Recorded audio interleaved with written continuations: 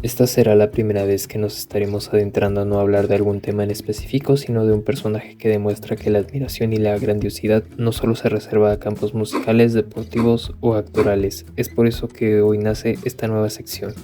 Todo comienza el 26 de octubre de 1871, cuando nace Carl Wilhelm Kahlo en Pforzheim, Baden, Alemania, y el 5 de julio de 1874 nace en la Ciudad de México Matilde Calderón, quien sería madre de Frida. El 8 de diciembre de 1886 nacerían Diego Rivera y su hermano gemelo en Guanajuato. En octubre de 1890, el presidente Porfirio Díaz y su esposa Carmen Romero inaugurarían una nueva colonia residencial para la Ciudad de México, en las inmediaciones del aquel entonces pueblo de Coyoacán. Este mismo año, Wilhelm Kahlo llega a México y cambia su nombre a Guillermo.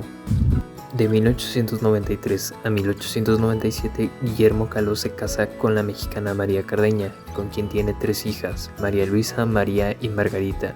María Cardeña fallece en ese último parto, y apenas un año después, Guillermo se estaría casando de nuevo con Matilde Calderón.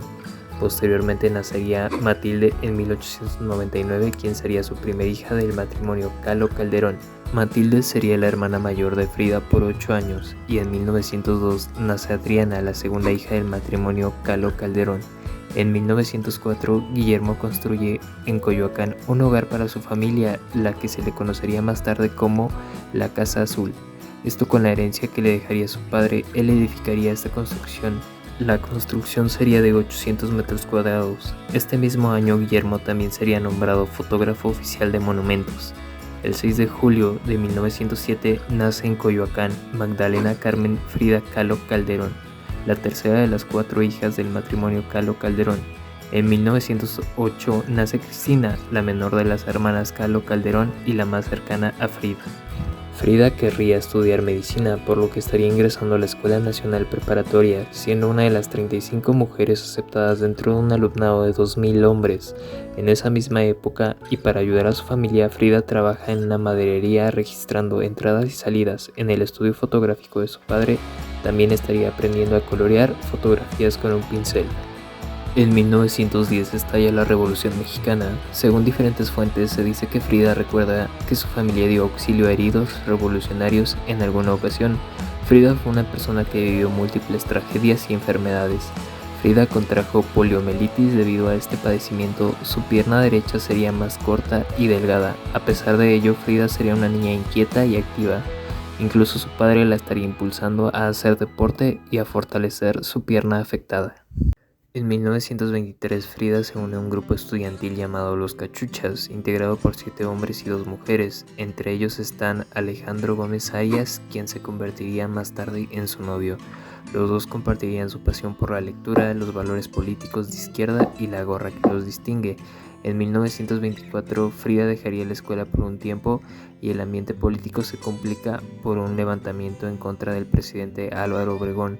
Es por esta razón que la madre de Frida se preocupa por el clima de inseguridad y le prohíbe ir a la escuela. Frida no puede ver a su novio, Alejandro, ni al grupo Los Cachuchas, como tampoco asistir a clases.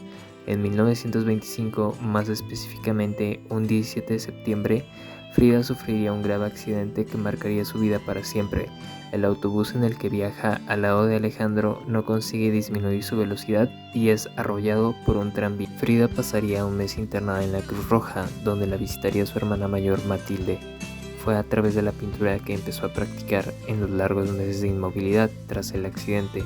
Frida Kahlo reflejaría de forma soberbia la colisión entre su ansia de felicidad y la insistente amenaza de su destrucción, a la vez que conjuraba la dualidad irreductible entre los sueños de amor, de hijos, de dolor e impotencia que sentía, ya que después del accidente los médicos le estarían dando la noticia de que para ella sería casi imposible llegar a tener hijos.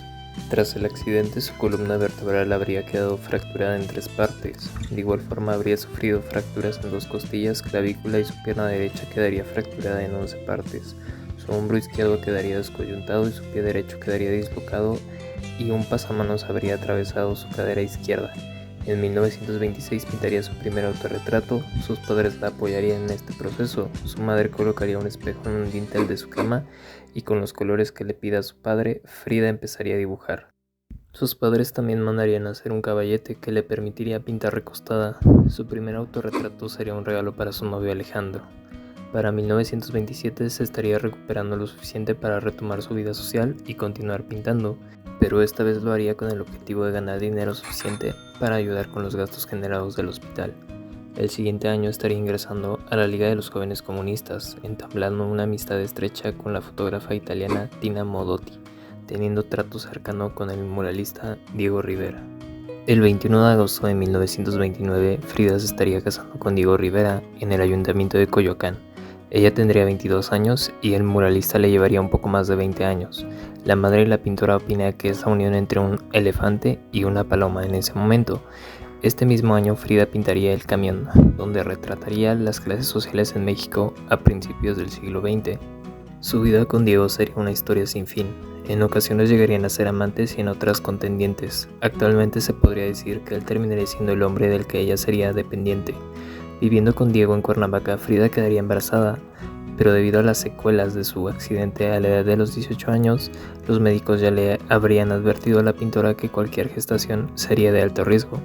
Por ello se decide realizar un aborto en 1929 y en 1930 Diego pagaría la deuda de la casa de la familia Kahlo, pagando la hipoteca y poniendo todo a nombre de Frida. Posteriormente se estarían mudando a California y San Francisco. Esto ya que Diego habría sido invitado para pintar 2 murales. Es importante mencionar que Frida en México no era tan popular o reconocida. Fue en Estados Unidos a través de sus pinturas y colaboraciones que realizó con Diego y sus primeros retratos en los que refleja la imagen mexicana, lo que la volvería famosa. Para 1932, debido al trabajo, se mudarían a Detroit, Michigan. Posteriormente pintaría un autorretrato en la frontera entre México y Estados Unidos.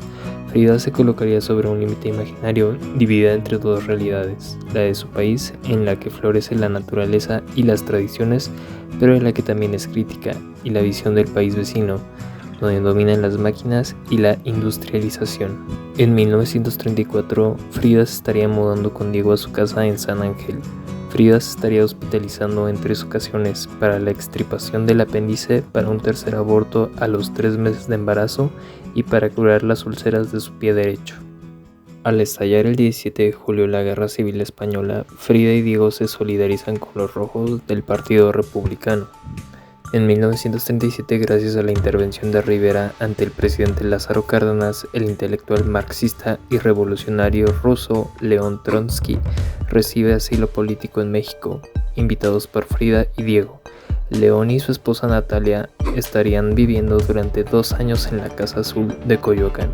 Para 1938, Frida estaría exponiendo en Nueva York su primera exhibición individual.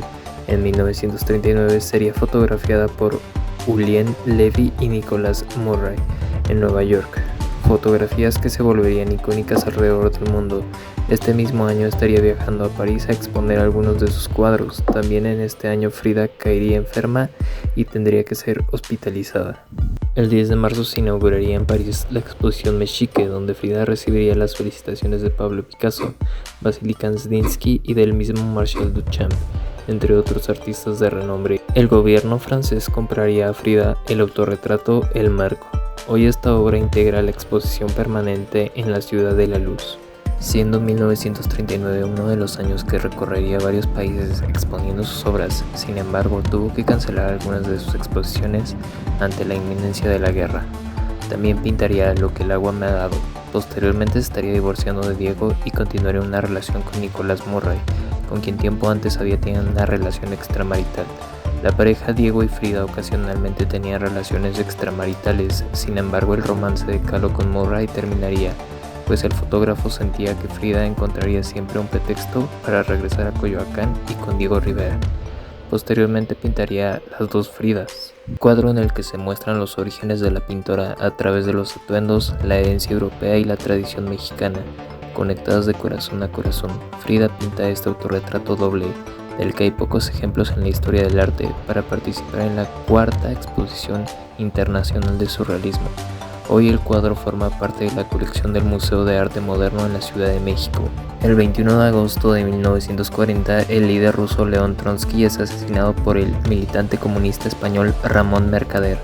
Frida es interrogada por 12 horas y pasa 2 días en la cárcel con su hermana Cristina. Este año estaría pintando su autorretrato con un mono. En esta obra llama la atención que guarden la misma postura y la cabeza de su chango. El pelaje del animal se confunde con el cabello de la pintura y un lazo rojo une al artista con su mascota. Frida pintaría otro autorretrato con un collar de espinas y un colibrí, en donde refleja su estado emocional después de su divorcio. El gato en esta pintura de Kahlo recuerda de la imagen que tomaría en ese momento el fotógrafo húngaro Martin Munkacsy. Se cuenta con esta célebre fotografía en el archivo de la Casa Azul.